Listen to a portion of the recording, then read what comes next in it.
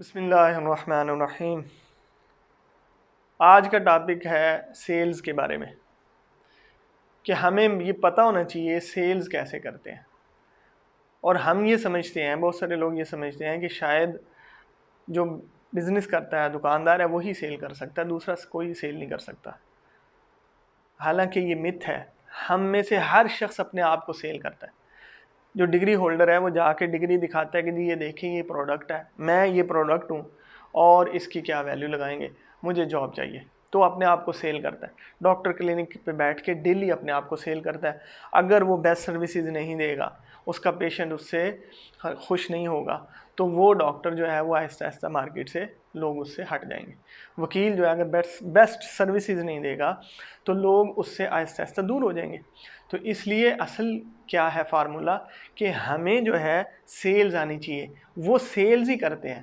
اگر customer services ہے نا دونوں کی، اور ڈگری ہولڈر جو ہے وہ اپنے آپ کی اپنی سروسز اور ٹائم سیل کرتا ہے، تو اس کے اگینسٹ اس کو ارننگ ہوتی ہے۔ تو ہمیں جو ہے ایز اے بزنس مین بھی اور ایز اے جاب کی سیکر بھی ہمیں جو سیلز آنی چاہیے۔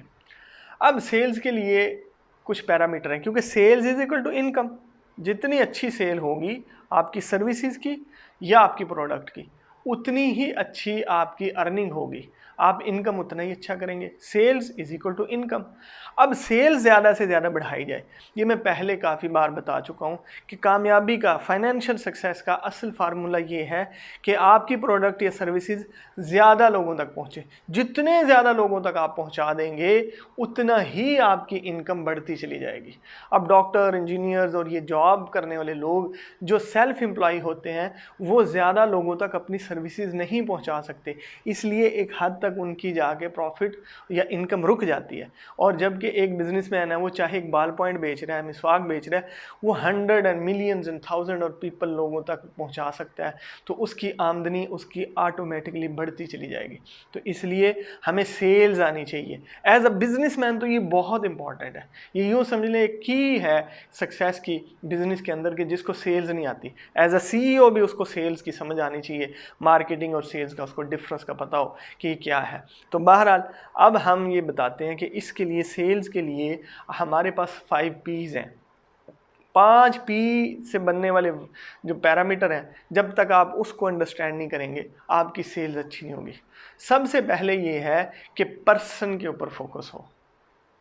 سب سے پہلے ہو ایم آئی، میں کیا پرسنالٹی ہوں، میں as a person, as a business man, as a service, as میرا مائنڈ سیٹ کیا ہے، کیا میں بزنس کو، لوگوں کو سمجھ رہا ہوں کہ نہیں سمجھ رہا۔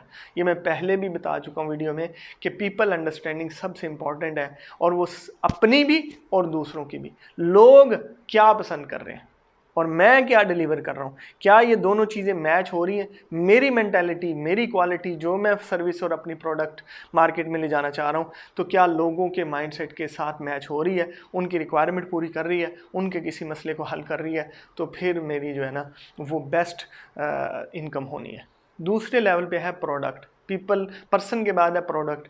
پروڈکٹ اگر ہم ایز اے سروس یا ایز میٹیریل، جب تک پروڈکٹ ہم بیسٹ کوالٹی کی نہیں بنائیں گے، جس طرح کی کوالٹی ہو ویسا ہی ریوارڈ ملنا ہے۔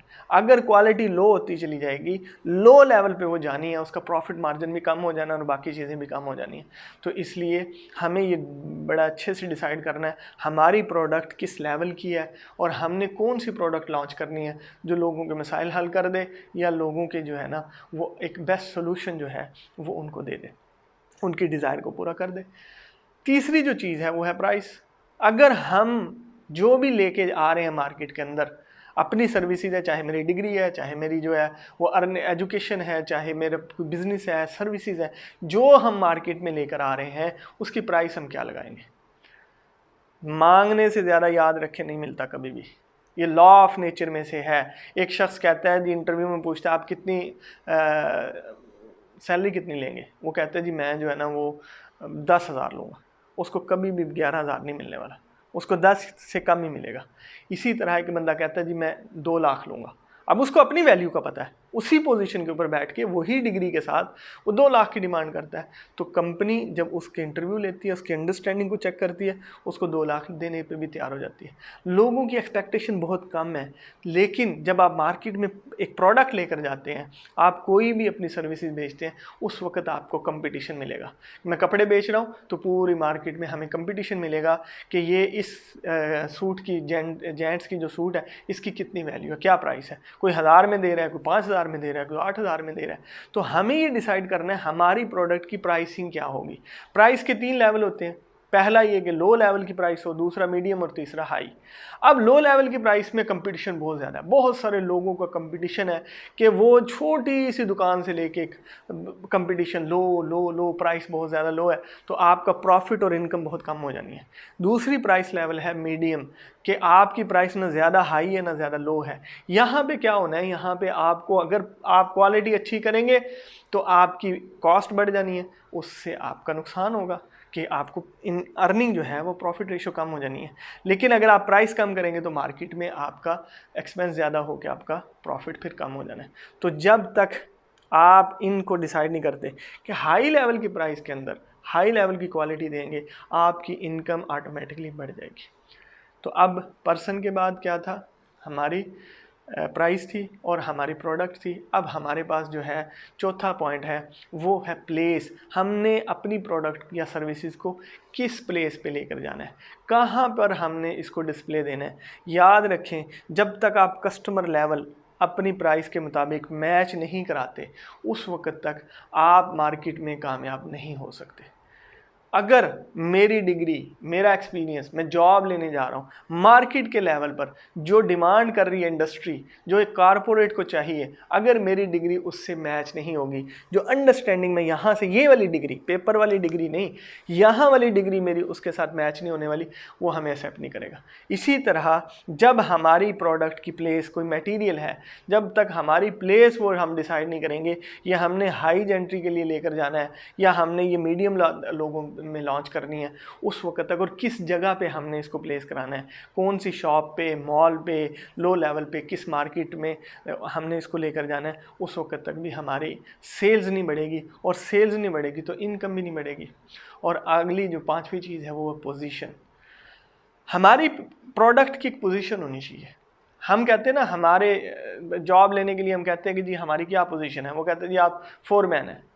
वो दूसरे कहते हैं जी मैं तो फोरमैन नहीं बनता, वो कहते हैं अच्छा चलें आप जो है ना सुपरवाइज़र बन जाएं। वो कहते हैं जी मैं सुपरवाइज़र नहीं बनता, अच्छा जी आप मैनेजर बन जाएं। तो आपकी पोजीशन होती है पूरी एक इंडस्ट्री के अंदर। जब ऑर्गेनाइजेशन आपको पोजीशन देती है, उसके हिसाब से आपको फैसिलिटेट करती है, उसके हिसाब से आपको सैलरी देती है, उसके हिसाब से आपको डिफरेंट किस्म की फैसिलिटीज़ देती है, और अथॉरिटी भी वैसे हिसाब से होती है। यही एग्जांपल आपकी प्रोडक्ट की है। जब आप मार्केट में सेल्स के लिए अपनी प्रोडक्ट लॉन्च करते हैं, चाहे वो बॉल पॉइंट है, चाहे वो नोटबुक है, चाहे कुछ भी है, तो आपको पोजीशनिंग करनी है कि मैं अपनी इस प्रोडक्ट की पोजीशनिंग क्या करना चाह रहा हूँ, कि वीआईपी लोगों तक इसको पोजीशनिंग इसको देना चाह रहा हूँ, या मैं नॉर्मल लोगों तक या जनरल इसकी पोजीशनिंग देना चाह रहा हूँ। तो जब तक आप इन सारे पीस को नहीं समझेंगे और इन सब को अंडरस्टैंड करके अपने डिसीजन सही तरह नहीं लेंगे, तो आपकी सेल्स लिमिटेड हो जाएगी। जब सेल्स लिमिटेड हो जाएगी तो आपका प्रॉफिट ऑटोमेटिकली लिमिटेड हो जाएगा, आपकी इनकम जो है वो महदूद हो जाएगी। तो आपने अगर हाई लेवल पे इनकम करनी है, मिलियंस में जाना है, तो आपको फिर स्केलेबल करना पड़ेगा अपनी प्रोडक्ट को क्वालिटी के हिसाब से, प्राइस के हिसाब से, पोजीशन के हिसाब से और उसके मटेरियल के हिसाब से। आपको लोगों की डिमांड और पर्सनल जो उनकी वैल्यूज़ हैं उसको अचीव करते हुए आप अपने प्रोडक्ट को लॉन्च करेंगे तो इंशाल्लाह आपको कामयाबी मिलेगी। जितनी सेल्स बढ़ेगी आपकी इनकम ऑटोमेटिकली बढ़ती जाएगी। और अल्लाह रब्बुल इज़्ज़त को याद रखें कि अल्लाह को कभी भी आपने नहीं भूलना, अपने रब को अपने साथ लेना है, उसकी नाराज़गी वाले काम नहीं करने, धोखा नहीं देना, झूठ नहीं बोलना, फ्रॉड नहीं करना, लोगों के साथ अच्छा मामला करना है, लेन देन कमिटमेंट्स को पूरा करना है, तो फिर अल्लाह की मदद आपके साथ आएगी। तो इंशाल्लाह आप दुनिया में भी कामयाब होंगे और आखिरत में भी। बहुत शुक्रिया।